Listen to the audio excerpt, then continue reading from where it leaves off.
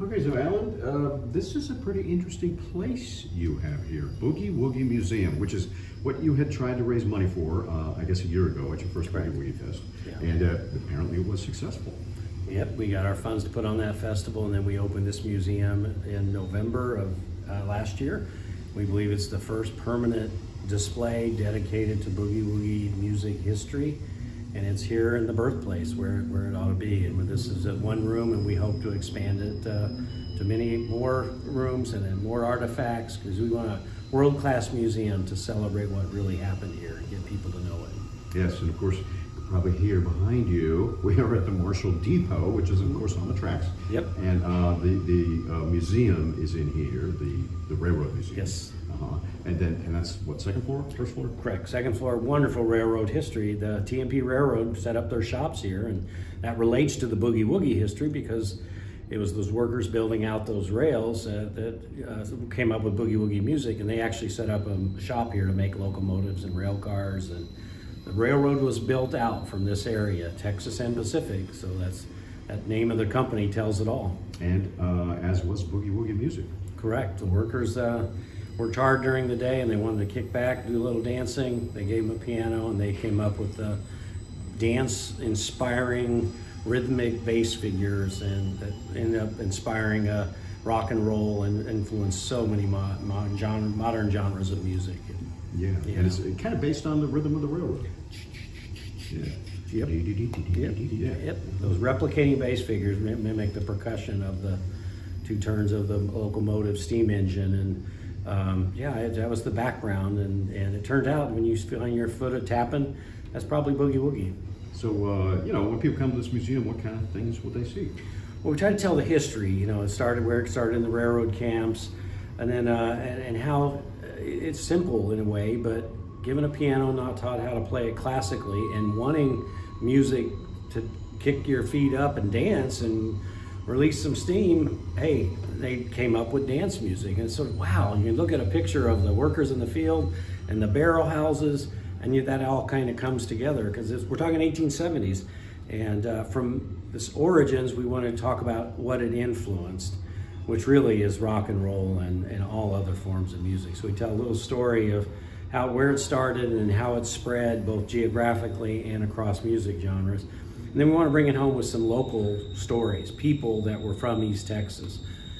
Huddy Ledbetter, he's one that migrated what he learned from the Boogie Woogie piano players to the guitar. Floyd Dixon, born in Marshall, one of the best Boogie Woogie piano players of all time. Roy and Grady Gaines were standing next to one of Roy Gaines' performance outfits. Were from Wascom, and they were at the birth of rock and roll. One of my favorite pictures is Grady Gaines with a sax on Little Richard's piano, and it's right at the birth of rock and roll. It's out of a movie, but it's a wonderful picture. It shows how the local influence helped form rock and roll.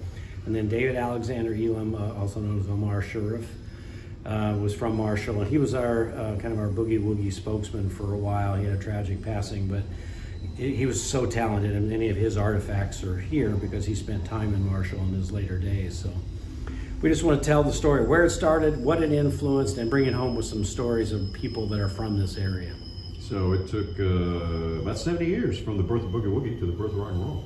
Yes, it's spread, and blues and Boogie Woogie were always kind of mingling, and then it just sort of took off. And but there were some earlier rock and roll songs, but what I think really epitomizes the birth of it, when it got that kind of explosive momentum.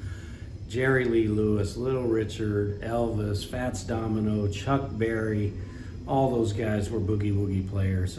Hound Dog, you take the Boogie Woogie out of the Hound Dog, there's no song, so it really got going then, and then it really spread. And of course the British, they embraced, particularly Huddy Ledbetter. They say there would be no Beatles without Huddy Ledbetter, and they all covered Huddy Ledbetter songs, Leadbelly songs, and really credit him for being an inspiration for a lot of their music.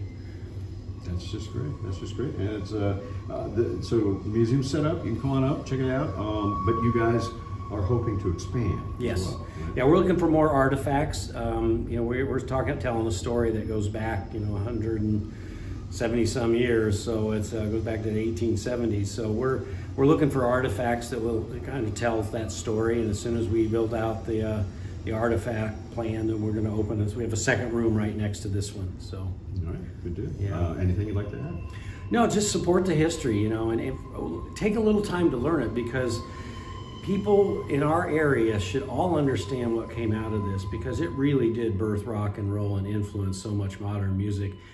And once we know that history, I hope everybody says, yes, we all need to embrace this and recognize the influence of it, because it'll benefit the entire community. We all know it, embrace it. And I want people, when they think of Boogie Woogie, they think of Marshall, Texas and East Texas, the Piney Woods where all this started. And we're gonna get there. We wanna bring a Hall of Fame. We wanna expand this museum.